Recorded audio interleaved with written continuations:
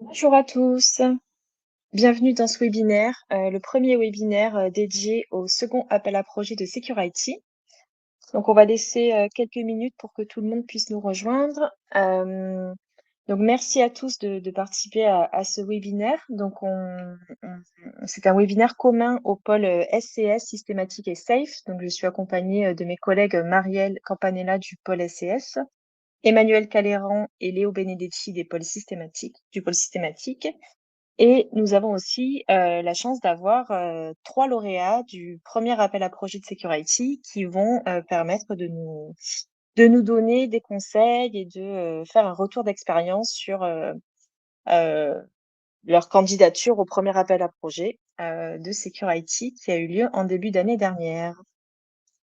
Donc, bienvenue à tout le monde. Juste une règle assez simple concernant l'utilisation de cette plateforme. Vous avez deux onglets, questions et chat, disponibles. Donc, n'hésitez pas à poser les questions dans l'onglet dédié et le chat servira à tout commentaire autre et également à vous donner les liens de ce que nous allons vous présenter. Donc, bienvenue à tout le monde. On va commencer d'ici quelques secondes.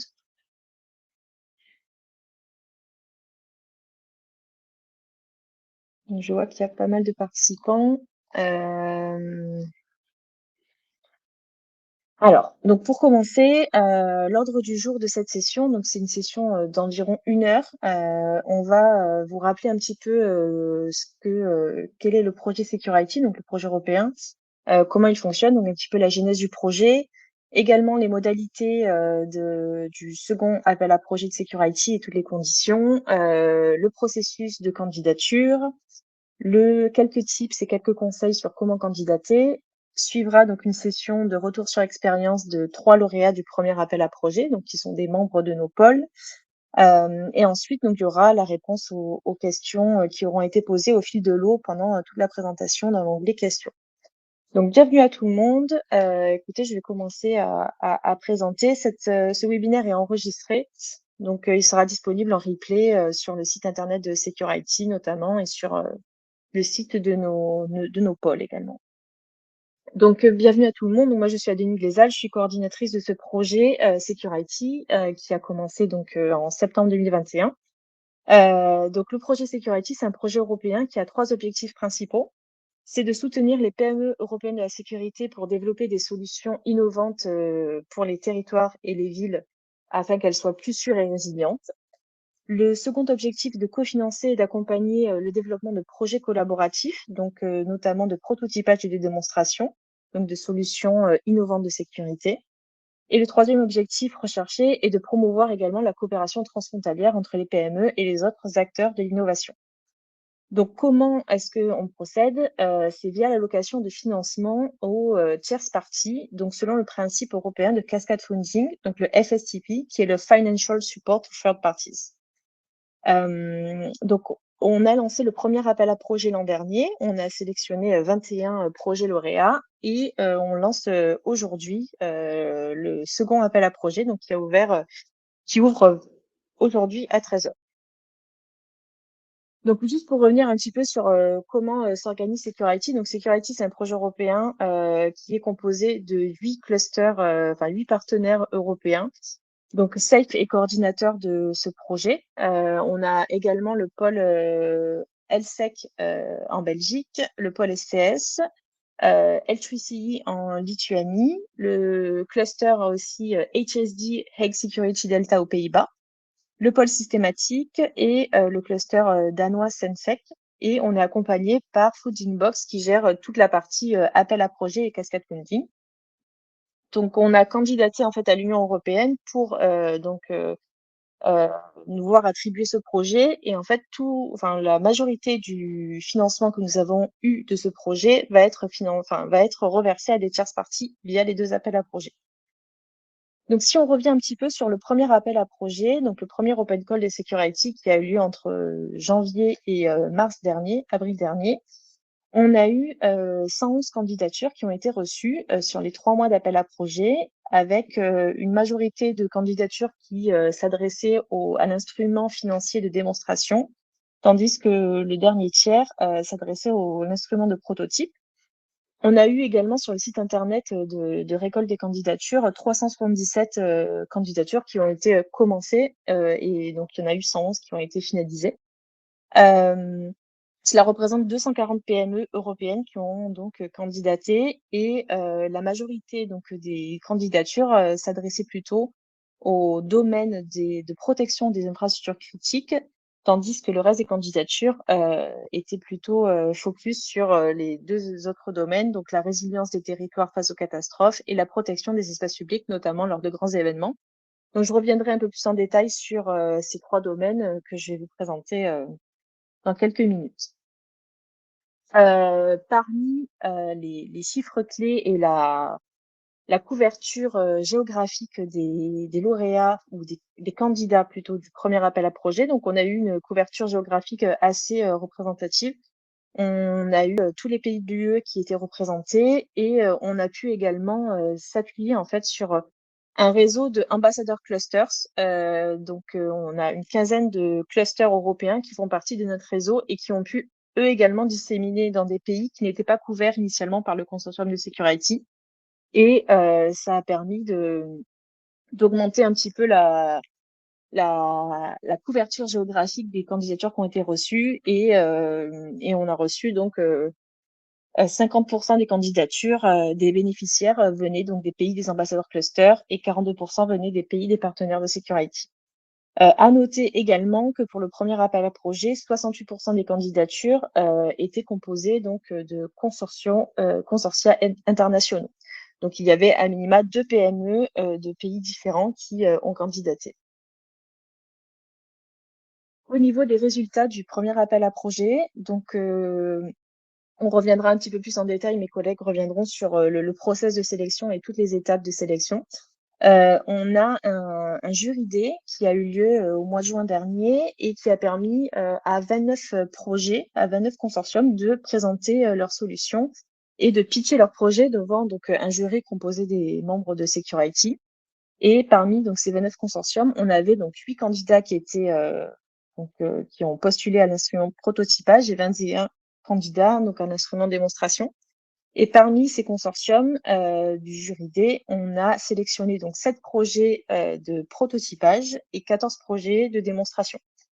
Donc au niveau des financements, les 7 lauréats de l'instrument prototypage ont pu recevoir 74 000 € et les 14 projets lauréats de la démonstration ont reçu donc jusqu'à 88 000 €.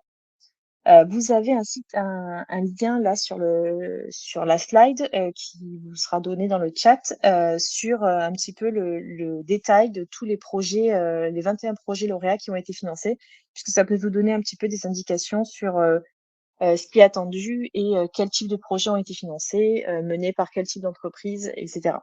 À noter également donc que 95% des 21 projets lauréats ont été développés par des consortiums internationaux. Donc voilà pour le premier appel à projet. Vous avez tout le détail sur notre site internet et n'hésitez pas donc à le consulter. Donc je vais revenir un petit peu plus tôt maintenant sur les modalités du second appel à projet de Security et les conditions, donc qui ne diffèrent pas vraiment du premier appel à projet. Donc en résumé, pour ce second appel à projet qui est en cours donc jusqu'au 14 mars prochain, nous allons sélectionner jusqu'à 21 projets, donc ce qui va représenter au minimum 42 PME, puisqu'on s'attend à ce que les consortiums soient composés de minimum 2 PME européennes. Donc ces projets seront financés à hauteur de 74 000 € pour les instruments de prototypage et jusqu'à 88 000 € pour les instruments de démonstration. Tout en sachant qu'il y a un palier, enfin un plafond européen qui nous est imposé par la Commission européenne, c'est-à-dire que chaque PME ne peut pas avoir plus de 60 000 €. Donc la somme qui est une lump sum, donc une somme forfaitaire, sera à répartir selon ces conditions entre les membres du consortium. Et donc les projets lauréats entreront dans une période d'accompagnement de 12 mois à partir de la sélection du projet. Donc ils seront suivis de façon assez étroite par les membres du consortium sur le développement de leur solution. Donc, au niveau de l'éligibilité et de ce que nous recherchons. Donc, comme je vous l'ai dit, on recherche des consortiums d'au moins 2 PME européennes. Donc, des PME basées dans les États membres de l'Union européenne et pays ou territoires d'outre-mer ou dans les pays associés à Horizon 2020. La liste exhaustive des pays associés à Horizon 2020 se trouve dans le Guide for Applicants. Donc, le lien vous sera transmis dans le chat, où se trouvent donc tous les pays qui sont associés au programme européen, donc Horizon 2020. Parmi les prérequis également, on recherche donc une des deux PME dans le consortium doit être un fournisseur de technologie ou de solutions informatiques. Il ne peut pas y avoir de lien financier ou personnel avec les partenaires du consortium, donc pour éviter les conflits d'intérêts, et une expérience dans le domaine du projet est fortement recommandée également.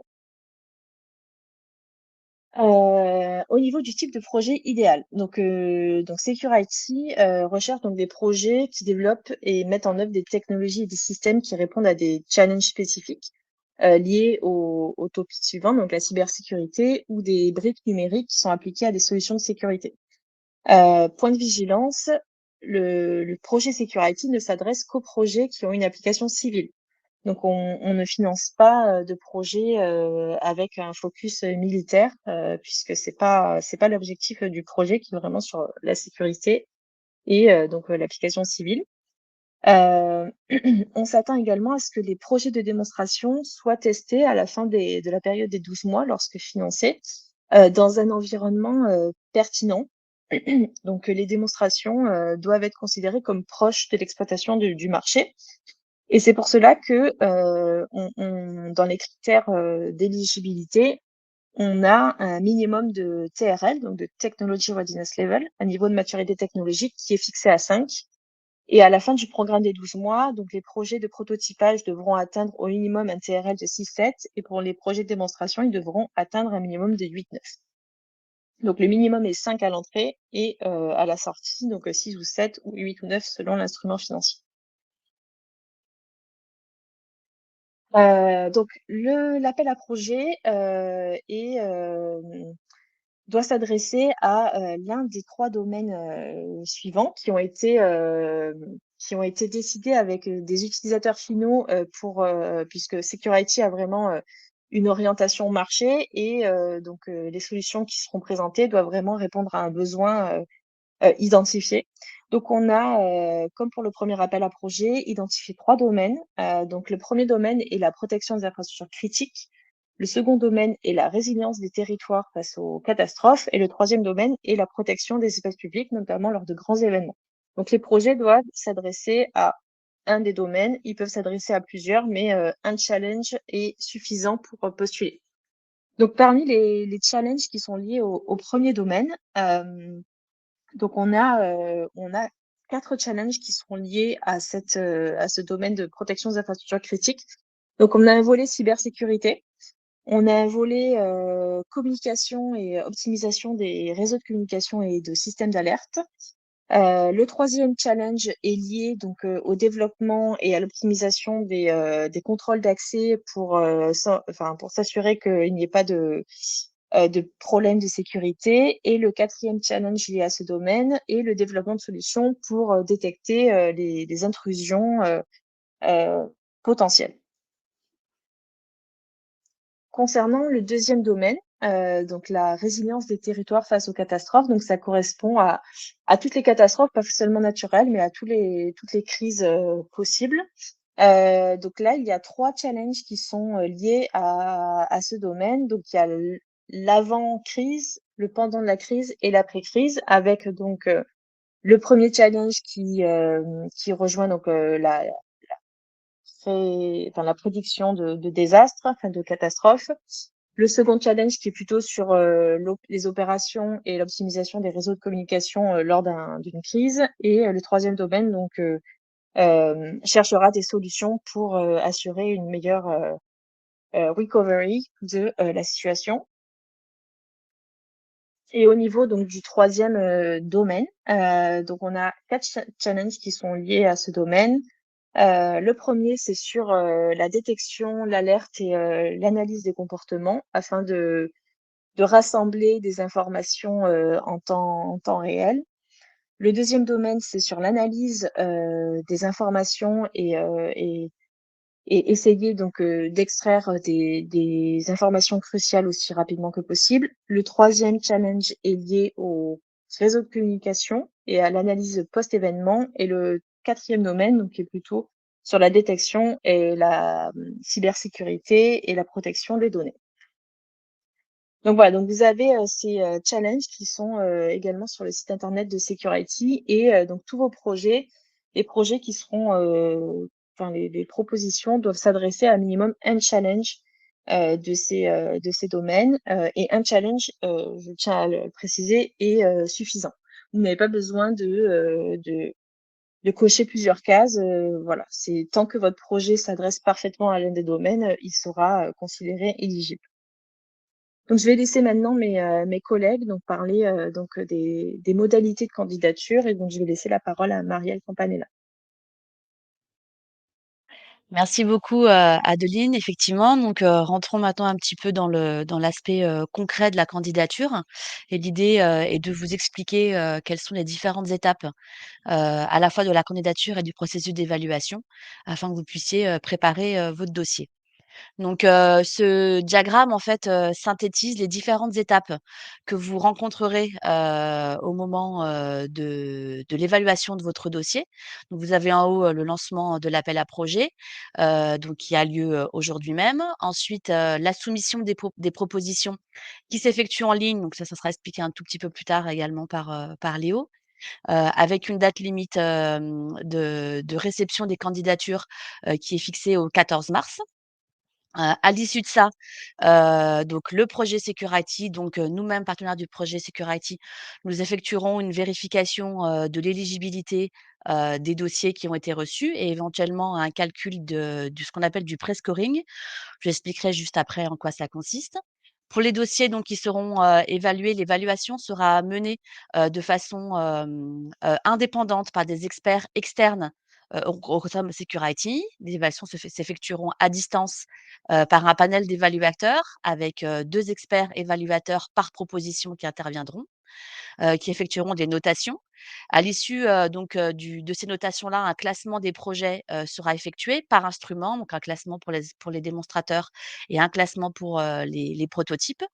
Et ensuite, une réunion de consensus sera menée par les partenaires du projet afin de valider la liste, des projets qui seront invités à ce qu'on appelle un jury day, donc qui sera en fait une session d'audition, où les, projets les présélectionnés pourront, pitcher devant le jury. Donc le jury D aura lieu cette fois-ci, à distance et donc les, 21 meilleurs, projets sélectionnés seront donc ensuite, invités, dans une première étape à vérifier, bah, leurs conditions d'éligibilité en termes de critères, administratifs et financiers et seront ensuite, invités à signer ce qu'on appelle le FSTP Agreement, donc l'accord de financement entre le consortium Security et les entreprises sélectionnées. Donc en termes de critères de sélection et de critères d'éligibilité, donc tout d'abord, on vérifiera donc les critères d'éligibilité, j'y reviendrai dans le slide suivant. Nous avons la capacité d'évaluer, 80 dossiers, donc par rapport à la capacité qu'on peut mobiliser en termes d'évaluateurs. Dans l'hypothèse où on recevrait, plus de 80 dossiers, éligibles, on va mettre en place ce qu'on appelle un système de pré-scoring, donc c'est-à-dire un système de points qui sera assigné automatiquement, aux propositions qui seront, déposées sur la base d'un certain nombre de questions, de certaines questions, quantifiées. J'y reviendrai juste après dans le slide. Donc sur les 80 dossiers, éligibles qui auront passé le premier filtre, ils entreront donc dans la phase d'évaluation par les experts, externes et donc là, l'évaluation s'effectuera selon, 3 critères qui sont des critères qui sont assez classiques, hein, pour ceux qui sont familiers avec les projets européens. Donc un critère d'excellence, un critère d'impact et un critère, d'implémentation. Et ensuite, il y aura, un point de bonus qui sera délivré pour les consortia qui seront internationaux. Cela signifie que, bien entendu, vous pouvez candidater avec une entreprise, du même pays que le vôtre. J'imagine que l'essentiel des entreprises présentes sont les entreprises françaises, donc vous pouvez candidater avec une entreprise française partenaire. Cependant, si l'un de vos partenaires est une entreprise, non française, vous aurez un point de bonus, qui vous sera attribué. Comme vous avez pu le voir, dans ce qu'Adeline vous a présenté, 68 des consortia étaient internationaux au niveau de la phase de candidature, mais au niveau de la phase de lauréat, 95 des projets, c'est-à-dire 20 projets sur 21, étaient des projets internationaux. Donc nous vous encourageons vraiment, dans la mesure du possible, à candidater avec une entreprise, d'un autre pays que le vôtre, voilà, pour maximiser vos chances. Ensuite, un certain nombre de critères transversaux vont également être pris en compte, notamment, la contribution à l'environnement et à l'économie bas carbone, l'égalité des chances et l'équilibre des genres et l'impact social. Vous aurez des éléments à compléter sur ces 3 critères qui sont, identifiés comme étant transversaux. Alors, en termes de critères d'éligibilité, donc il y a un 1er critère qui est indispensable, c'est la dimension européenne. Pas uniquement en termes de partenariat, mais en termes de marché que vous envisagez et en termes de technologie. Voilà, si vous êtes sur une problématique qui est purement locale, pour une thématique qui est, très régionale ou très nationale, ce ne sera pas acceptable dans le cadre de Security, puisqu'on est sur du financement européen. La dimension européenne des technologies et des marchés est indispensable ainsi que la dimension collaborative. Voilà, c'est pour ça que le fait d'avoir, une candidature en partenariat avec une autre PME fait partie des conditions sine qua non. Bien entendu, il faut que le dossier soit soumis, dans les délais via le formulaire en ligne. Donc pour rappel, la deadline est fixée au 14 mars, 17 h impérativement, pas 17 h 01 à 17 h le système clos. Donc on vous invite aussi, bien entendu, à déposer vos candidatures un peu en avance, hein, et de ne pas attendre la dernière minute pour déposer vos dossiers. Il faut que toutes les questions soient répondues au sein du formulaire. Par ailleurs, chaque PME ne peut candidater, qu'à un seul, ne peut déposer qu'un seul dossier et ne peut être partenaire que dans un seul consortium. Si jamais nous découvrons qu'une PME est impliquée dans plusieurs dossiers de candidature, uniquement la dernière candidature, déposée en termes de calendrier sera étudiée. Le deuxième appel à projet, n'est ouvert qu'aux PME qui n'ont pas encore reçu, de soutien financier dans le cadre du premier appel à projet. C'est-à-dire que les lauréats du premier appel ne peuvent pas recandidater pour le deuxième appel. En revanche, si vous avez déjà candidaté pour le premier appel, mais que vous n'avez pas été retenu, lors du premier appel, vous pouvez bien entendu candidater pour le second appel. Lors du premier appel, on avait un dispositif qui n'existe plus pour le deuxième appel à projet, qui était ce qu'on appelait un jury grant en présentiel avec une mini grant, une petite subvention pour se déplacer à Paris pour, le jury day du premier appel. Si vous avez reçu cette petite subvention de 1 000 € uniquement et uniquement cette petite subvention de 1 000 €, vous pouvez néanmoins candidater au deuxième appel. Donc là, c'est vraiment un cas très particulier. Si vous êtes dans cette configuration-là, n'hésitez pas à venir vers nous pour qu'on vous clarifie ce point-là.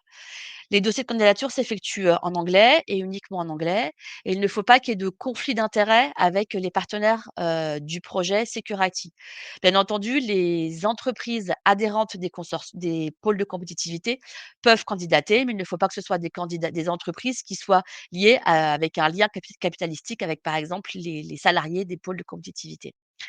Il faut que les finances des PME soient saines. Ça signifie que les entreprises en liquidation ou en difficulté financière ne seront pas acceptées et donc il y aura, un questionnaire d'auto-évaluation et d'auto-vérification qui devra être complété et dont le résultat devra être attaché à votre candidature.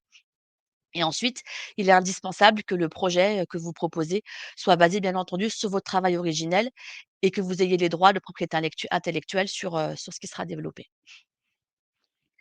Alors, au niveau de ce prescoring, donc comme je vous l'ai dit, si plus de 80 dossiers, sont éligibles sont déposés, auprès de Security, donc un système de calcul de points, donc de prescoring, sera inclus dans la sélection, avec des points qui seront assignés automatiquement selon un algorithme prédéfini.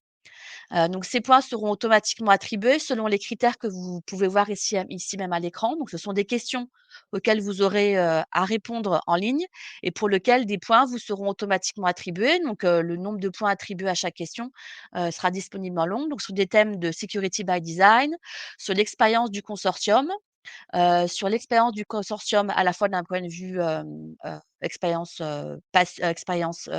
opérationnelle, mais aussi expérience par rapport au marché ciblé sur la notion de scalabilité et donc de déploiement, de la solution, que vous proposez, sur, le marché que vous ciblez, dans un horizon de 2 ans en termes, de marché que vous pourrez atteindre, sur l'implication d'un utilisateur final au sein de votre consortium, Ensuite, sur le statut et la maturité, technologique des technologies que vous développez.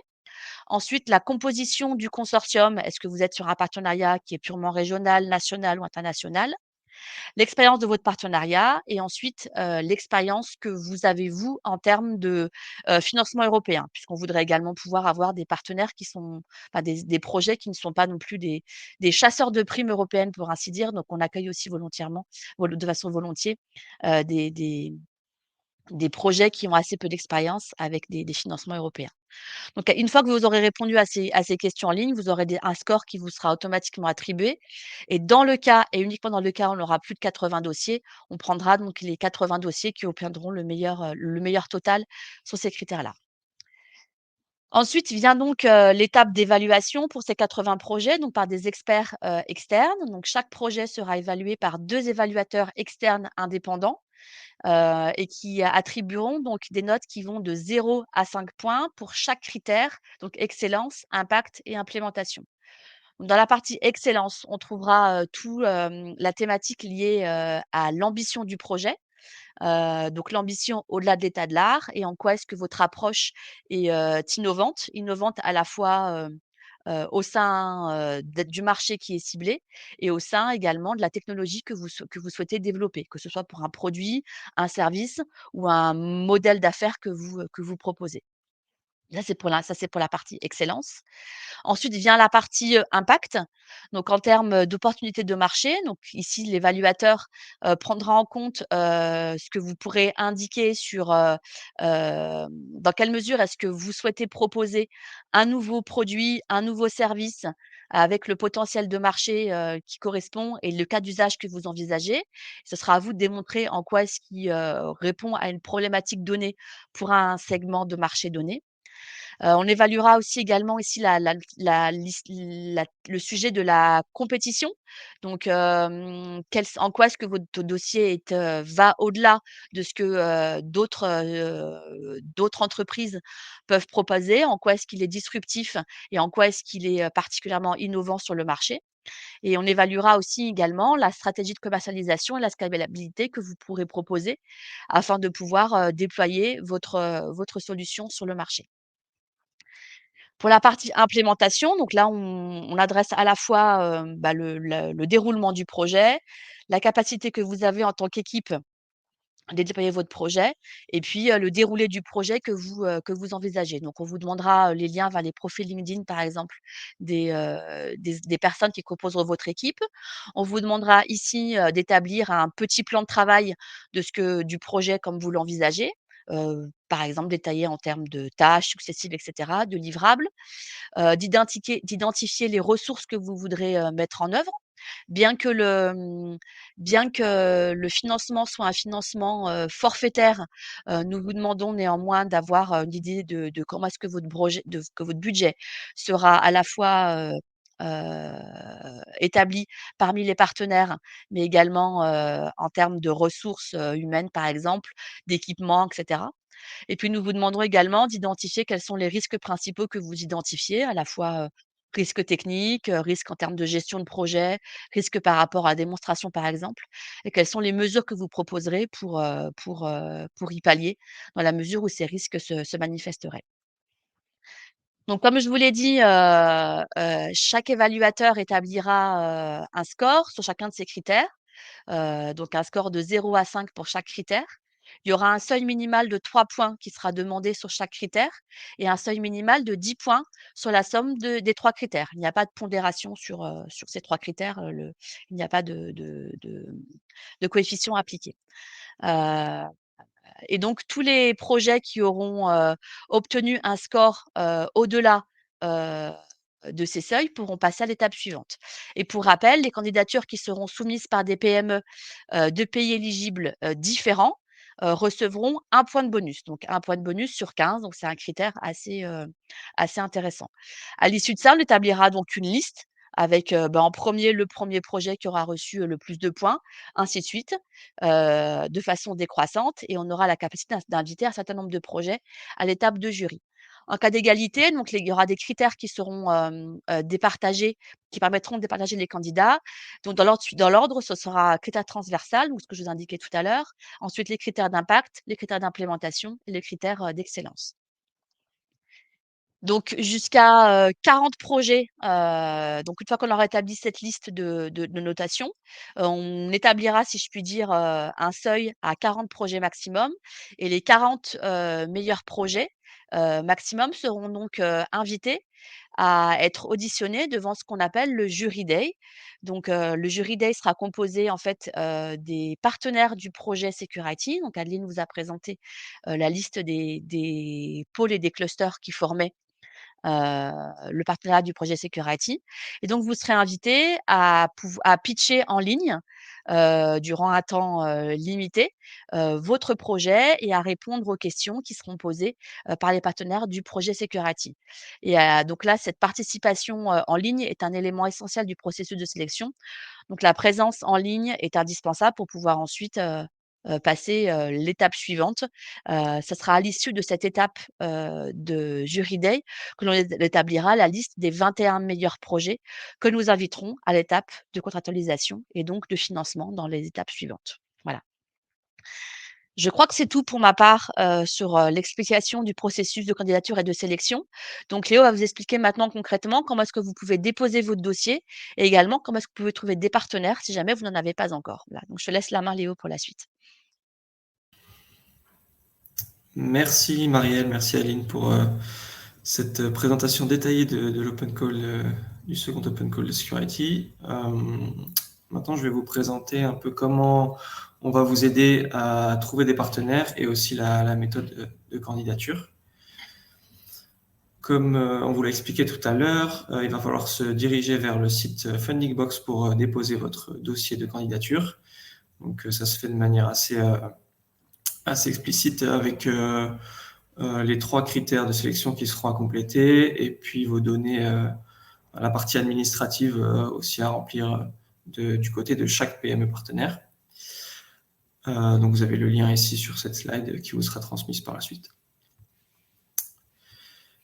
Ici, le calendrier de l'Open Call, donc du 10 janvier, du 10 janvier au 14 mars, l'appel est ouvert.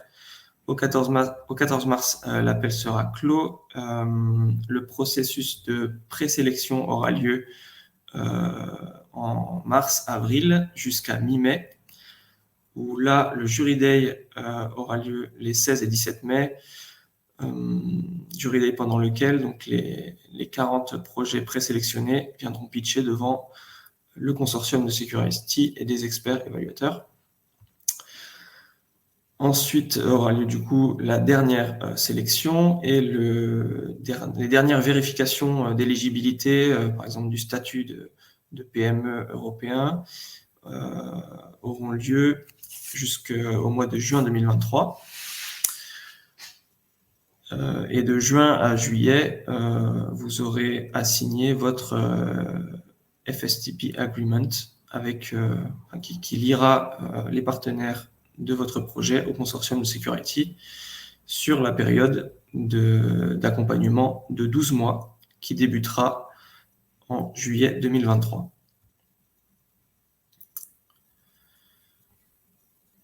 Ici, un petit aperçu du programme d'accompagnement qui vous sera proposé. Donc, comme je vous l'ai dit, jusqu'à 40 projets seront présélectionnés pour le Jury Day. Et à l'issue de ce Jury Day, 7 projets seront sélectionnés et financés pour le volet prototypage et 14 projets pour le volet démonstrateur, pour le volet démonstration. Au niveau du financement, vous recevrez 20% au départ de votre projet et 80% à l'arrivée.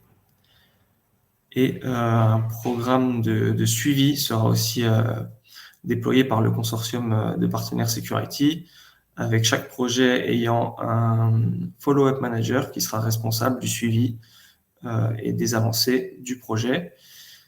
Vous aurez un dossier en fait à compléter au début du projet qui établira les milestones, les livrables tout au long des 12 mois. À mi-terme, vous aurez aussi un dossier à nous déposer, à nous soumettre. Et un dossier final à terme.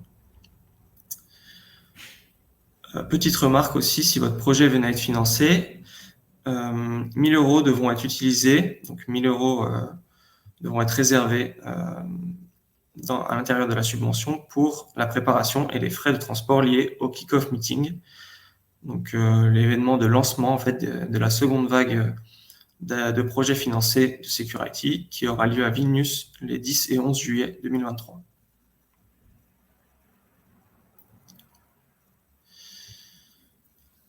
Quelques conseils pour votre candidature et préparer votre dossier. Donc, il va falloir investir un peu de temps, même si les open calls sont réputés pour être assez simples de compréhension et de candidature. Il n'empêche qu'il faut quand même y consacrer un peu de temps et puis vérifier aussi si votre projet correspond aux attentes et si vous êtes bien éligible aux critères de sélection. Il va falloir aussi que vous choisissiez le bon instrument de financement en fonction de votre niveau de maturité technologique de départ. Donc, soit prototypage pour les TRL plus bas et démonstration pour les TRL de départ un peu plus élevés, en sachant que vous ne pourrez prétendre qu'à un seul instrument. Comme je vous l'ai dit aussi, vérifiez bien votre éligibilité en premier lieu. Est-ce que vous êtes un consortium de 2 PME établis dans des pays membres de l'Union européenne? Et est-ce que vous évitez tout conflit d'intérêts avec le consortium de partenaires de Secure-IT? Vous avez en numéro 4 accès à la documentation qu'il faudra évidemment lire, hein, le Guide for Applicants, qui vous montrera un peu tout ce qu'on vous a exposé aujourd'hui au niveau des domaines, des challenges à adresser, des critères de sélection, du processus d'évaluation, etc. etc. Les challenges de Secure-IT qui sont détaillés aussi sur le site internet. On a aussi un document qui répertorie toutes les questions qu'on nous a posées pendant le premier et le deuxième open call, et le Subgrant Agreement Template qu'il vous faudra remplir et déposer si vous êtes financé. Ensuite, il va falloir être convaincant auprès des évaluateurs, évidemment, et bien vérifier les critères de sélection, comme je vous ai dit. Vérifiez bien aussi la procédure de paiement que je vous ai exposée, donc, et le rétro-planning de votre projet. Et mettez-vous d'accord bien en avance avec les partenaires pour la distribution de la subvention. Ensuite, bâtissez votre consortium et l'équipe pilote. Pour les instruments de démonstration, il faudra bien prévoir la façon dont le projet va se terminer et la méthode de démonstration, tout simplement. Il va falloir répondre à au moins l'un des challenges de Secure-IT. Vous pouvez bien sûr adresser plusieurs challenges si votre projet s'y prête. Et rappelez-vous de la dimension européenne du projet, ainsi que l'accent mis sur la sécurité civile. Les projets à vocation défense et militaire ne seront pas avantagés. On met l'accent sur vraiment la dimension sécurité civile.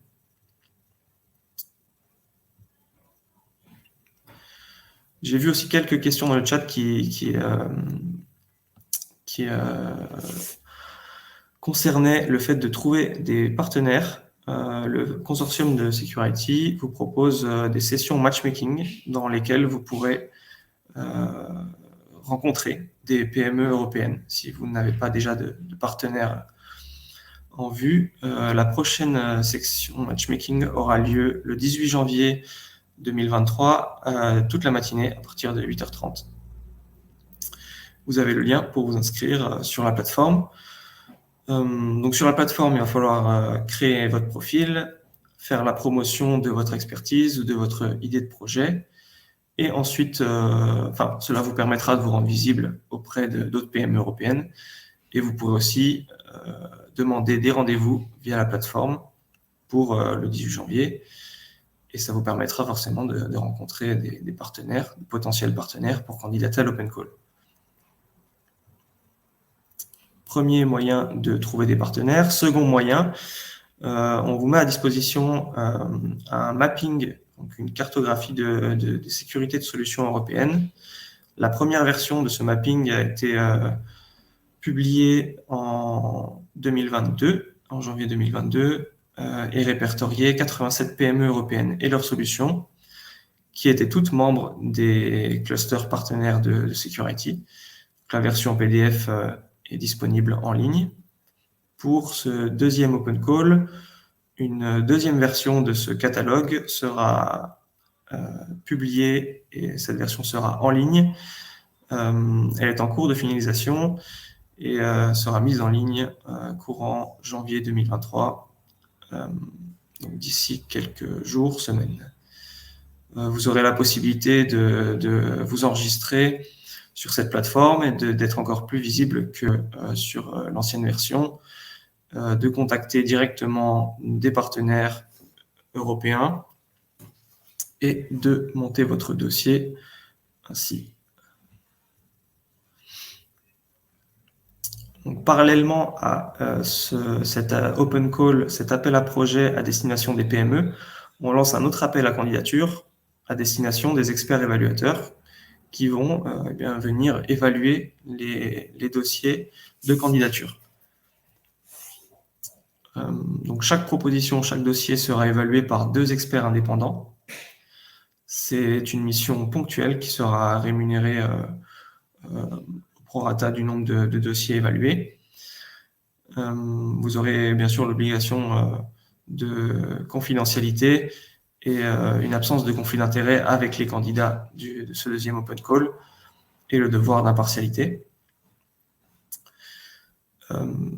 Il est fort recommandé d'avoir un niveau d'anglais assez élevé pour pouvoir évaluer les dossiers et faire votre retour sur la qualité de ces derniers.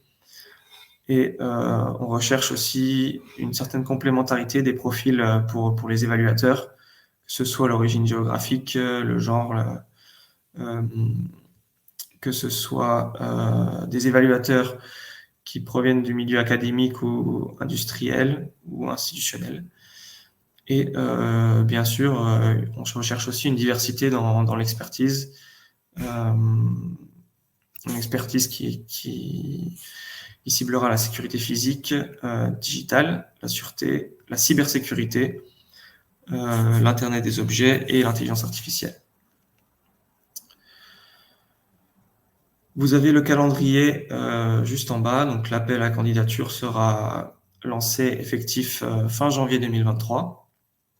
Ensuite, il y aura une sélection des évaluateurs mi-mars 2023 en fonction des candidatures reçues et les dossiers seront attribués à ce moment-là. Et l'évaluation des dossiers s'effectuera en mars et avril 2023. Et les experts évaluateurs participeront au consensus meeting et au jury day, seront invités à participer au jury day en compagnie du consortium Security. Une troisième façon de rencontrer des partenaires et aussi de trouver un accompagnement au dépôt de votre dossier, c'est bien sûr de contacter votre pôle de compétitivité référent. Donc les pôles SAFE, SCS et Systématique sont là pour vous accompagner et donc par exemple en vérifiant l'adéquation de votre idée et de votre projet avec les objectifs, les attentes et les conditions de l'Open Call, en relisant, en vous donnant des conseils pour améliorer votre dossier de candidature, comme je viens de vous dire aussi, en vous aidant à la recherche de partenaires, y compris européens, via notre réseau de cluster ambassadeurs ou via les partenaires de Security, membres du consortium. Et on vous offrira également une aide pour pitcher lors du jury day. Pour plus de détails, d'informations, vous pouvez vous informer sur le site web de Security, dont le lien vous a été transmis dans le chat, ou aller directement sur la page de candidature du site Fundingbox. Donc vous avez le lien sur cette slide. Vous pouvez, et on vous conseille aussi de découvrir la première vague de projets financés pour vous informer sur ce qui a déjà été fait, sur les attentes, comme dit précédemment. Et pour des questions supplémentaires, vous pouvez adresser un email à cette adresse ci-contre, qui vous mettra en contact avec Fundingbox, qui gère la plateforme de candidature. Et c'est tout pour moi. Maintenant, place au retour d'expérience. Donc, nous avons parmi les intervenants de ce webinaire Annie Bourget, qui travaille chez Edicia et membre du pôle SAFE, qui va commencer par son retour d'expérience au sein du programme d'accompagnement Security. Ensuite, on aura également Raphaël Millet, qui travaille chez Mitril et membre de Systématique, et Stanislas Verlet de Cyberium, membre du pôle SCS. Annie Bourget, je vous laisse la main sur les slides. Merci. Bonjour à tous.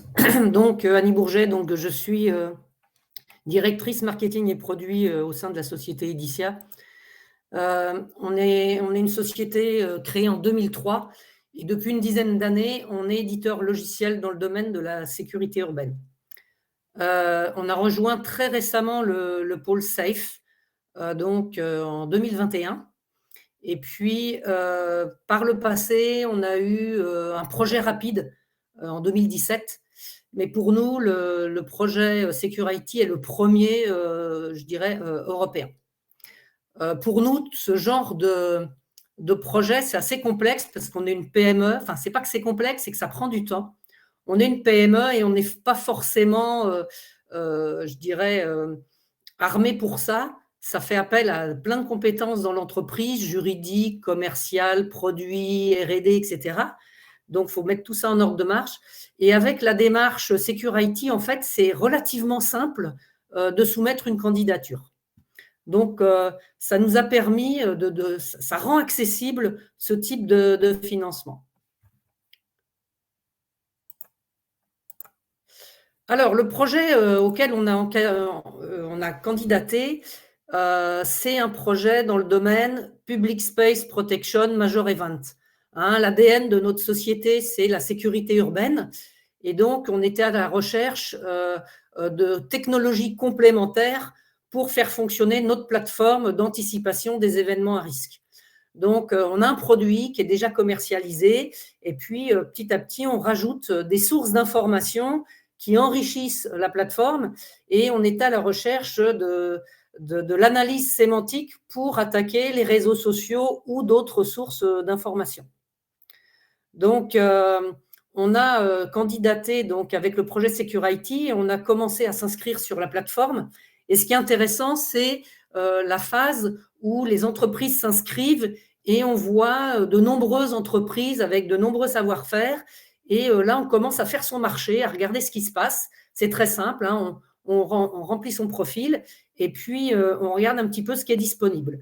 Et cela nous a permis très rapidement de cibler des partenaires, mais on n'a pas tout trouvé tout de suite.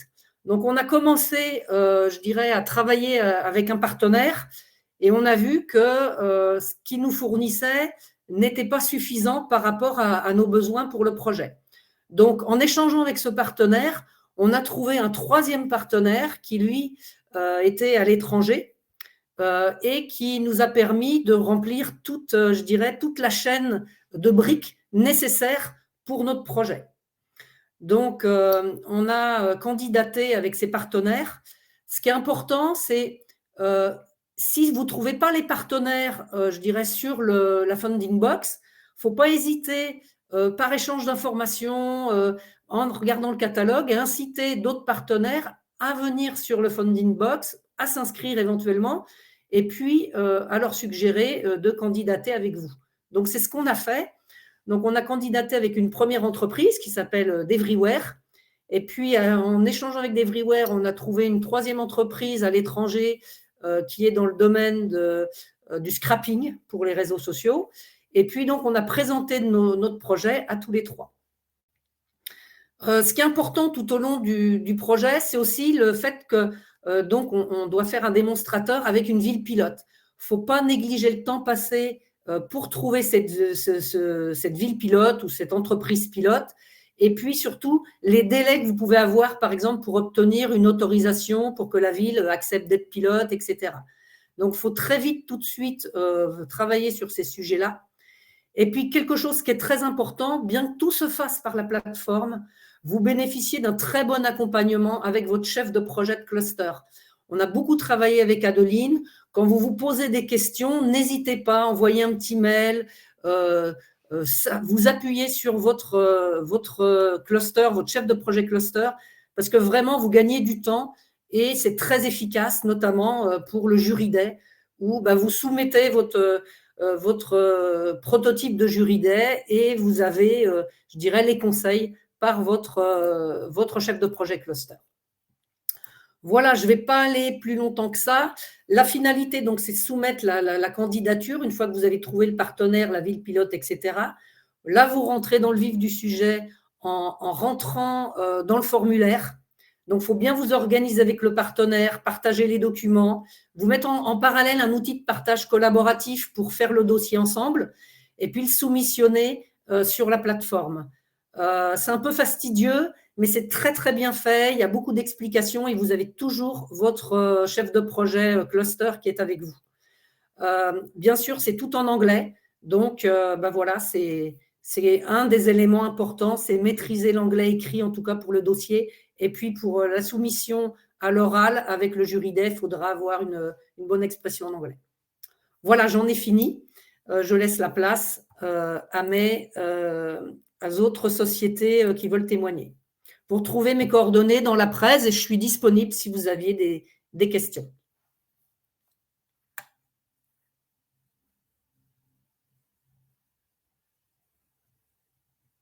Merci beaucoup Annie. Je pense qu'on peut passer du coup je crois que c'était Raphaël ou Stanislas, si vous souhaitez prendre la main. Très bien, merci beaucoup. Est-ce qu'on m'entend bien? Allô, allô. Oui, très bien. Super. Bonjour à tous. Donc moi, c'est Raphaël. Je suis directeur des opérations de Metril Security, qui est une startup de cybersécurité et de privacy qu'on a créée il y a bientôt 2 ans. Donc chez Metril, ce qu'on fait, c'est qu'on fait des logiciels pour sécuriser la donnée pendant son cycle de vie IA, que ce soit pendant l'exploration de la donnée, l'entraînement et après l'inférence avec des modèles d'IA. Et nous, du coup, sur Security, on est sur un projet qui a été porté plus par notre partenaire que par nous. Enfin, c'est-à-dire, on n'est pas lead du projet. C'est un projet qui repose beaucoup sur la solution technologique de l'initiative du projet qui s'appelle Avian. Avian, qu'est-ce que c'est? C'est du digital forensic. Donc, c'est une société danoise qui crée un logiciel qui permet d'analyser des preuves, notamment des processus de recherche de preuves, que ce soit en interne des services de compliance ou alors des services étatiques, par exemple de police. Et en gros, eux, leur projet, c'était on va prendre notre solution software et la déployer, enfin, ils commençaient à la déployer sur le cloud au moment où ils sont lancés sur le projet Security, et ils voulaient avoir un déploiement cloud qui soit à la fois automatisé, qui couvre les différents cloud providers et qui soit sécurisé. Et donc là-dessus, nous, on est venu leur permettre de déployer un moteur d'indexation, de recherche de documents, qui soit zéro trust. Parce que nous, entre autres, on utilise la technologie des enclaves, qui est une technologie qui permet d'utiliser des ressources en cloud sans leur faire confiance. Et du coup, notre technologie leur a permis, on a développé pour eux ce moteur de recherche Zero Trust qui aujourd'hui fonctionne. C'est notre partie de ce consortium. Dans le consortium, on est 3. Donc, il y a Avian qui porte le projet et qui amène sa solution qui doit être déployée demain dans le cloud de manière automatique. Et il y a Louvborn qui est le partenaire danois, ces 2 sociétés danoises traditionnelles d'Avian sur l'expertise cloud. Pour vous donner un peu d'insight sur la manière dont ça s'est passé, Moi, j'ai raté les séances de matchmaking et j'aurais dû y aller parce que moi, ce que j'ai trouvé extrêmement intéressant, alors après, en fait, j'ai réussi à m'attraper en prenant il y avait une espèce de prospectus qui décrivait les différentes entreprises. Et ce qui est extrêmement intéressant, c'est qu'en fait, on n'est pas sur un appel européen un peu classique dans lequel souvent une jeune startup, nous à l'époque, on avait créé la boîte depuis quelques mois officiellement, donc on était une très très jeune startup. On n'est pas dans un matchmaking classique européen dans lequel on va aller trouver un très gros partenaire et il va falloir ça va être un peu David et Goliath, quoi. Là, on est plutôt avec des pairs. En fait, c'est des acteurs qui sont un peu de la même taille que nous. Enfin, en tout cas, ce sont des PME. Et du coup, c'est un rapport qui est assez différent. Et moi, j'ai beaucoup aimé du coup cette phase de post-matchmaking, ce qu'on est arrivé après. On a contacté pas mal de boîtes qui nous avaient l'air pertinentes sur la liste. Et en fait, les gens étaient assez ouverts puisque vu que c'est un projet européen et que le but, c'est d'essayer de faire des choses avec un investissement que normalement, on ne peut pas forcément se permettre en tant que PME, c'est super intéressant.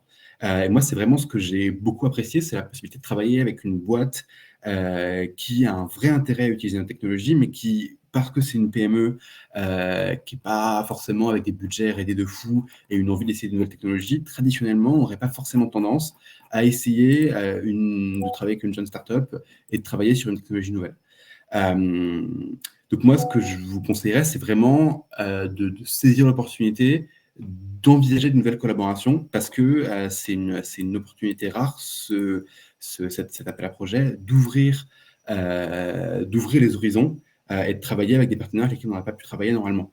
Je pense au fait que ce soit une PME, mais aussi au fait que ce soit un partenaire d'un autre pays. En fait, bon, les grands groupes, c'est mondialisé, c'est international, tout le monde parle anglais, tout le monde sait comment faire, c'est facile. Mais là, pour le coup, on a eu moi, j'ai eu des moments où j'ai ressenti quand même une différence culturelle, parce que c'est des Danois, ils font pas exactement tout comme nous.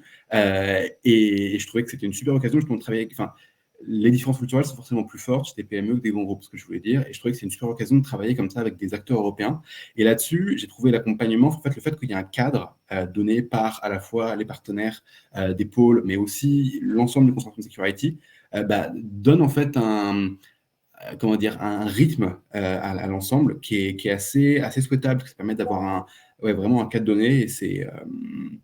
Et moi, je trouvais que ça a beaucoup apporté là-dessus sur la collaboration entre des gens qui, de base, n'ont pas forcément la même culture de travail.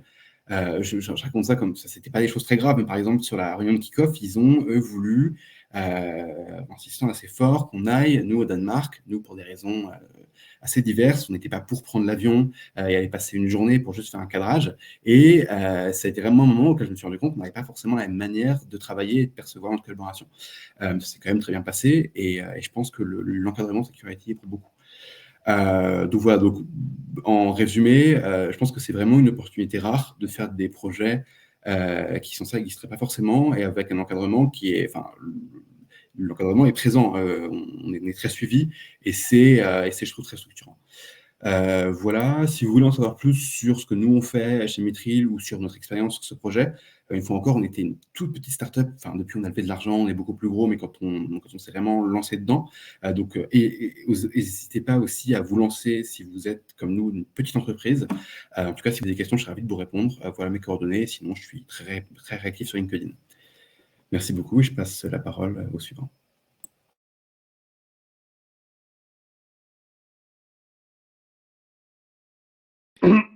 Bonjour à tous. Donc Stanislas Verlet, je suis le cofondateur d'une start-up également qui s'appelle Cyberium, qui existe depuis un peu moins de 2 ans, mais qui a une expérience sur le sujet de la cybersécurité industrielle d'une quinzaine d'années.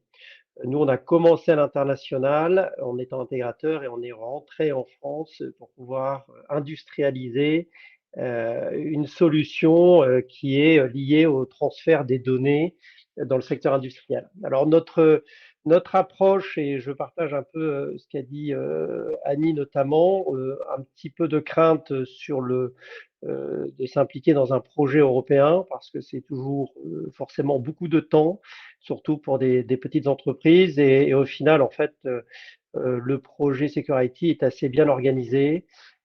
Pas mal de communication. On s'est très mis en mode projet sur sur la réponse, et puis de bien regarder effectivement les critères d'évaluation. Je pense que c'est très important, on en a parlé. Les critères, c'est cette dimension européenne. Donc initialement, nous, on était deux entreprises françaises. Et on a tout de suite regardé dans notre réseau pour avoir un partenaire européen, et également le projet pilote à la fin, qui est à mon avis majeur, effectivement, de bien préparer ça dès le début de votre projet, d'être sûr d'être avec 2 ou 3 projets pilotes possibles, au risque qu'il y en ait un qui lâche en cours de route. Donc nous, jeune société, on a adhéré au club, au pôle SCS récemment en 2022, et on a très vite également échangé beaucoup avec le pôle SCS, aussi avec le pôle SAFE, donc avec Adeline et Marielle, et c'était majeur de bien comprendre, puisque on a survolé parfois quelques emails qui étaient envoyés, qui étaient un petit peu exhaustifs de la part de Security. On a failli rater des échéances, et j'avoue, le fait d'être bien suivi par les pôles a été quand même non négligeable dans la non-perte de temps nous concernant. Alors le projet en question, purement cybersécurité, en cybersécurité industrielle, ce qu'on appelle la protection des infrastructures critiques. Aujourd'hui, les infrastructures critiques, donc en France, c'est les OIV ou les OSE, sont le secteur énergétique, transport, télécom, ont besoin de transférer des données très rapidement entre leur partie, je dirais, ce qu'on appelle OT, Operational Technology, et la partie IT. Et il y a très peu de systèmes en fait qui permettent de faire ces échanges de façon 100% sécurisée. Il y a des firewalls des pare-feux que tout le monde connaît, et il y a des data diodes qu'on avait déjà nous déployés, d'où le nom IDIS ou IDEAS, Improved Diode for Enhanced Adaptation and Security. C'était vraiment, on avait déjà un projet, on avait déjà un partenaire qui était Cetrac et qui lui est spécialisé sur le hardware. Cyberium est spécialisé sur la partie logicielle, et ProtectX, qui est également un partenaire danois, lui est un cabinet de conseil dans la cybersécurité, mais qui réalise également ce qu'on appelle des pain testing, c'est-à-dire la capacité au final de pouvoir tester notre solution avant de la mettre sur le marché. Et donc nous, on a vraiment créé ce groupe assez rapidement. C'est vrai qu'on n'a pas suivi le matchmaking qui était proposé, on n'a pas eu ce besoin-là initialement, on avait déjà un projet, on l'a juste fait en sorte de bien le rentrer dans les cases de l'évaluation de Security. Et donc, on a eu effectivement, les 3 sociétés ont pu apporter une expertise très complémentaire, hardware, software et tout ce qui est conseil, pain testing. Une expérience qu'on a pu mettre en avant sur les différents sujets, en cumuler tous ensemble plusieurs années d'expérience et des références accessibles dans ce secteur de la cybersécurité industrielle. Les démonstrateurs qu'on était capable de proposer aussi, et puis on avait cette dimension européenne qui était assez importante. Donc on a bien bouclé, je dirais, toutes les cases. Aujourd'hui, le projet avance bien de notre côté, on s'est engagé sur 12 mois, et on en est là aujourd'hui déjà à commencer, on pense commencer à faire le marketing commercialisation février-mars dans les premiers événements. Donc on avait fait vraiment un travail très collaboratif. On s'est mis en mode projet très vite dans le consortium pour pouvoir effectivement se projeter dans la commercialisation, la réalisation des tests, des démos, etc. Voilà, je serai assez court également. Les grands mots-clés, c'est cybersécurité industrielle, protection et transfert des données.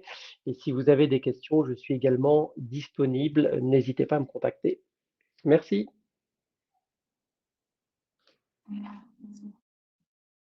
Merci beaucoup Stanislas, merci beaucoup à vous 3 pour vos témoignages, et j'espère que du coup ça aura été utile d'avoir ces retours d'expérience et ces informations peut-être un peu plus concrètes de la part de lauréats. Donc pour toutes les entreprises qui nous écoutent et qui souhaiteraient peut-être candidater. Je vous propose qu'on passe à une session de questions-réponses. Vous avez encore la possibilité de poser vos questions dans l'onglet questions. On va répondre donc à celles qui ont été posées. Peut-être qu'entre-temps, au fil de l'eau, vous avez déjà eu les réponses, mais on va quand même expliciter au cas où. Donc, si je prends la première question, faut-il être une entreprise française pour participer à cet appel? Vous l'avez entendu, le critère d'éligibilité, c'est d'être une PME, d'avoir le statut de PME européenne, donc basée dans l'un des États membres de l'Union européenne, ou dans l'un des pays associés à H2020, à Horizon 2020. Marielle vous a donné dans le chat le lien vers la liste de tous les pays associés à Horizon 2020. Donc voilà, donc il ne faut pas être forcément français pour participer à cet appel, mais il faut être donc une PME européenne. La deuxième question, donc, c'est le fait de candidater en consortium est-il obligatoire ou une entreprise peut-elle se présenter seule? Donc, on cherche, nous, des consortiums de minimum 2 entreprises. Il n'y a pas de limite maximale à la composition du consortium. Après, voilà, on ne vous recommande pas d'être 10 PME puisque le budget est quand même limité. Donc, voilà, vous devez être minimum 2 PME européennes. Vous pouvez avoir un troisième partenaire qui peut être aussi un partenaire académique ou un utilisateur final. Par contre, il n'y a que les PME qui sont financées dans le cadre de l'appel à projet. Donc, si votre troisième partenaire est un utilisateur final, il ne sera pas financé, mais il peut faire partie du consortium. Donc, j'en profite d'ailleurs pour vous dire que il est très important d'avoir le soutien d'un utilisateur final, notamment pour les démonstrations. Puisque comme on vous l'a dit pendant le webinaire, on s'attend à ce que les projets de démonstration donc, puissent avoir une expérimentation en conditions quasi réelles. Donc, il vaut mieux s'associer dès lors à un utilisateur final. Et Annie Bourget l'a précisé dans sa présentation donc pour Editia que c'était peut-être aussi un moment qui pouvait être un petit peu compliqué de trouver le bon site d'expérimentation. Donc, si vous l'avez dès le début, c'est peut-être également mieux. Est-ce que mes collègues voulaient compléter les réponses aux questions? N'hésitez pas. Concernant la participation dans la newser, soit il peut être directement partenaire et recevoir un financement si c'est une PME, soit il peut être un partenaire contractuel, mais sans financement si ce n'est pas une PME. Mais il peut aussi simplement être un soutien avec une lettre de soutien que vous pouvez joindre directement, sur la plateforme Fundingbox. Il y a un encart particulier où vous pourrez joindre ce type de pièce jointe. Donc il y a différentes, formulations, enfin différents types d'engagements qui sont nécessaires, mais c'est vraiment important que vous ayez le soutien d'un end user, notamment pour la partie démonstrateur, hein, pour le déploiement en conditions, réelles ou quasi réelles, de votre solution. Tout à fait. Je pense à une autre question qui n'a pas été posée, mais une question que vous pourriez avoir. La sous-traitance est possible aussi dans le cadre de l'appel à projet. Enfin, une fois que vous êtes financé, vous avez la possibilité de sous-traiter jusqu'à 30% du budget à donc un autre partenaire. La formule algorithme de prescoring est-elle disponible? Vous avez dans le chat le lien, je crois, vers le Guide for Applicants, donc le guide du candidat, où donc est détaillée la liste des critères d'éligibilité du prescoring avec la pondération. Vous aurez aussi donc la possibilité d'avoir donc le replay de cette session et donc sur une slide présentée par Marielle étaient détaillés tous les éléments relatifs au prescoring. Et j'en profite aussi pour vous dire que dans l'onglet Apps, vous avez donc la possibilité de télécharger les slides de ce webinaire. Donc, n'hésitez pas à faire un tour dans l'onglet Apps avec partage de fichiers et à télécharger les slides si vous les souhaitez directement. Voilà. Donc, voilà, le prescoring, c'est pas quelque chose de Enfin, c'est quelque chose de tout à fait transparent et vous avez accès vraiment à tous les critères et au pourcentage et aux points que cela représente. Prochaine question, comment trouver des partenaires? Y a-t-il des événements de networking? Donc, on vous a présenté plusieurs possibilités de trouver des partenaires. Donc, n'hésitez pas à vous inscrire dès maintenant à la prochaine session de matchmaking donc, qui aura lieu le 18 janvier. Donc, voilà, faut s'inscrire maintenant pour réserver ces créneaux et ces rendez-vous avec des entreprises potentielles. Donc, vous avez cette option-là donc pour le 18 janvier. Autrement, on vous a aussi présenté plusieurs autres options.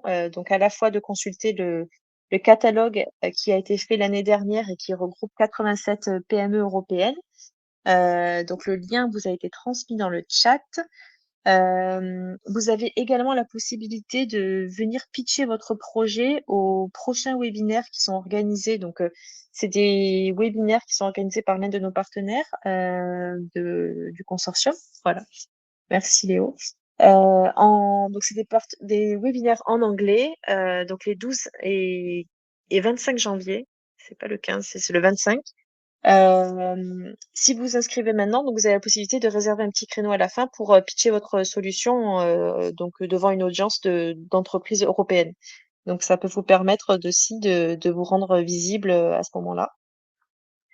Euh, donc on va vous transmettre les liens d'inscription pour ces webinaires. Et voilà, n'hésitez pas également à nous contacter directement. Voilà, on vous a indiqué que donc les pôles étaient là pour vous orienter et vous guider dans le processus de candidature. Donc, si vous avez des questions ou si vous recherchez un partenaire ou si, voilà, pour vous appuyer dans votre process, n'hésitez pas à nous contacter directement.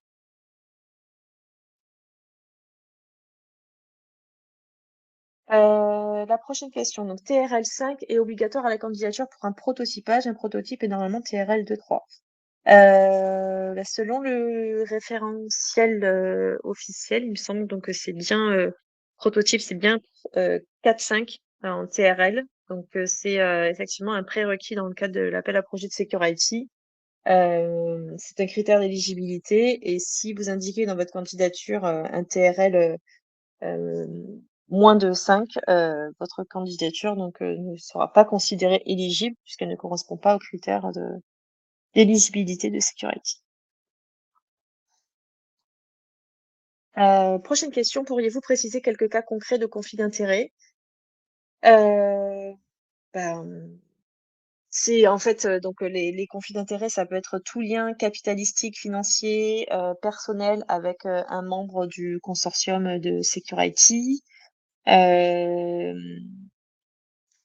Gabriel, Léo, si vous avez d'autres idées. Non, c'est essentiellement ça. Si par exemple, l'une de vos je sais pas, une entreprise, en fait, appartient à un salarié, d'un pôle de compétitivité, c'est considéré comme un conflit d'intérêts. Également des conflits d'intérêts, qui pourraient se manifester avec des évaluateurs et dans ce cas-là, les évaluateurs, on leur indique, bah, de tout de suite tous les signaler. À ce moment-là, ils sont exclus de l'évaluation et on en prendra un autre pour, heu, pour, évaluer, les projets en question. Et puis il y a aussi les problématiques, alors c'est moins des conflits d'intérêts, mais pour rappel, les 2 entreprises partenaires, dans un dossier de candidature ne peuvent pas être liées entre elles. Donc il faut que les 2 entreprises soient vraiment indépendantes l'une de l'autre. Ça ne peut pas être une des entreprises, filiales, mères, filles ou sœurs, c'est pas acceptable, en l'occurrence. Mais pour rappel, les adhérents des pôles de compétitivité, pour une adhésion tout à fait, normale et classique telle qu'on l'envisage, sont tout à fait éligibles et ce n'est pas considéré comme un conflit d'intérêts. Et d'ailleurs, si jamais un adhérent d'un pôle, participe, à l'appel Secure-IT, à ce moment-là, le pôle de compétitivité en question, s'exclut de fait, du jury, lorsque cette entreprise, pitch au sein du jury day. Donc on fait très attention à ces éléments-là. Ouais, donc voilà, tout à fait. On se retire du process de sélection lorsque un membre de nos pôles est sélectionné ou présélectionné pour les dernières phases de sélection, notamment lors du GRID. Prochaine question. Bonjour, pouvez-vous, à la demande du consortium, effectuer un pré-check ou dossier avant son dépôt? Donc oui, c'est tout à fait possible. N'hésitez pas à nous contacter, à contacter votre pôle référent pour avoir un appui avant le dépôt du projet et pour poser toutes vos questions et voilà, et bénéficier du soutien des pôles. Peut-être Euh, noter qu'à tout moment, au cours de votre candidature, vous avez la possibilité d'exporter en PDF votre dossier. Donc voilà, pour le transmettre à un des pôles. et vous pouvez revenir sur votre candidature sur le site security2.foodingbox.com autant de fois que vous voulez. Donc vous n'êtes pas obligé de vous poser une fois et de remplir et de soumettre le projet. Vous pouvez y revenir autant de fois que vous le souhaitez. Et vous pouvez donc dès 13 heures regarder les questions et voilà, avoir un petit peu une idée de ce qui est demandé pour vous préparer au mieux. Prochaine question. Donc, passer de TRL5 à TRL8-9 en 12 mois n'est-il pas ambitieux? Je constate beaucoup de différences d'appréciation des TRL en fonction des organisations.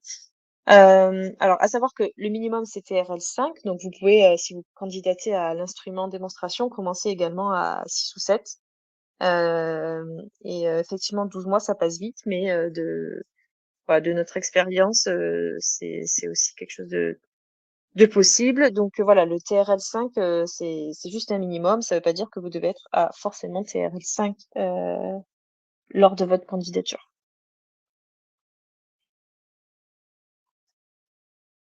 Une PME et sa filiale peuvent-elles former un consortium ensemble? Donc on a répondu il y a quelques minutes. Donc non, ce n'est pas possible. Donc une PME et sa filiale soient dans le même consortium.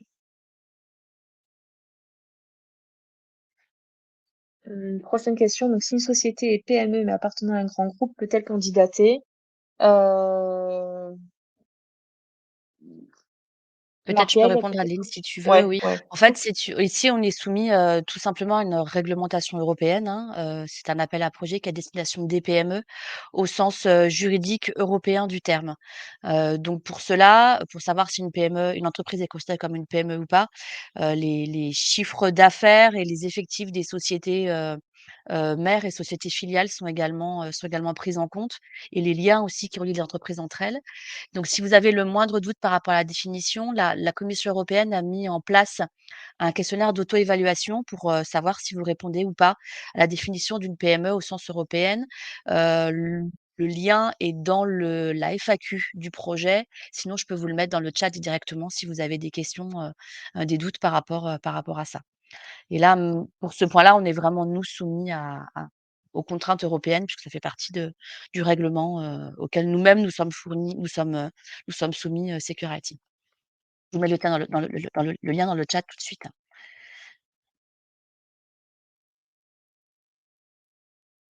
Ouais, tout à fait. Merci Marielle. Donc vous avez cet outil qui vous permet de vous self-estimate. Euh, donc c'est un outil européen qui vous permet de vous positionner. Je vois qu'il n'y a plus de questions. Je ne sais pas si Léo ou Marielle, vous avez d'autres choses à ajouter.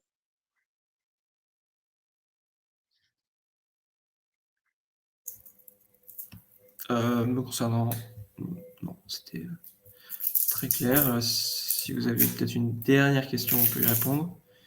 Peut-être terminer sur le fait que c'est le dernier open call de Security.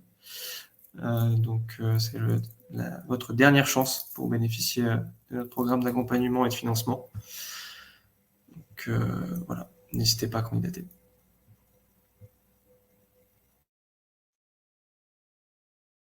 Tout à fait, merci Léo. Et vraiment, n'hésitez pas à nous contacter également si vous avez le moindre doute ou la moindre question sur votre éligibilité, sur votre projet.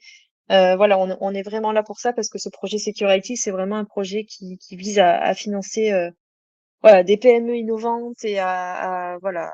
Enfin, c'est un projet qui est dédié aux PME et qui est là pour vraiment vous donner un coup de pouce pour vos projets d'innovation et pour répondre à un besoin également de solutions innovantes de sécurité. Vous avez eu les témoignages des entreprises, des lauréats qui sont aujourd'hui à presque la moitié de leur programme de suivi de leur projet et voilà qui je pense ont eu donc un message assez positif sur le process d'appel à candidature, sur leur process de candidature.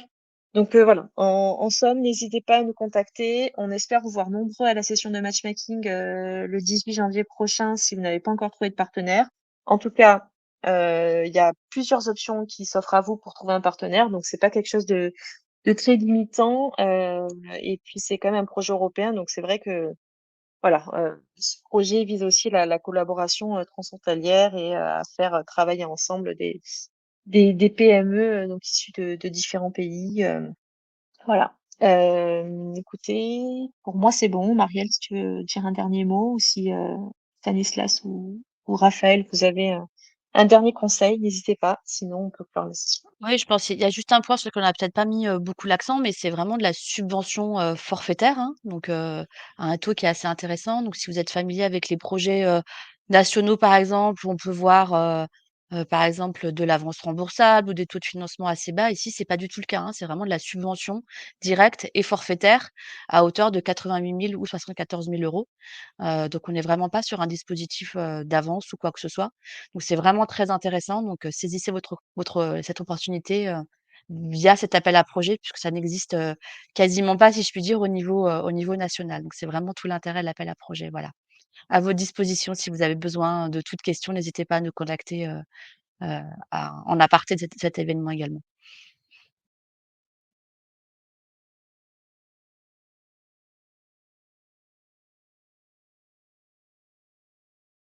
Bon, eh bien, merci beaucoup à tous. Bon, je vois il y a des messages dans le chat, mais en tout cas, voilà. Merci d'avoir assisté à la présentation. On se tient à votre disposition pour de plus amples informations et on vous enverra donc le replay, les slides. Normalement, vous les avez, sinon on vous les enverra également. Merci à tous, très bonne journée et puis à bientôt voilà, on espère vous revoir bientôt dans les candidats de Security. Merci à tous, au revoir. Merci à tous, à bientôt. La session sera close dans quelques instants.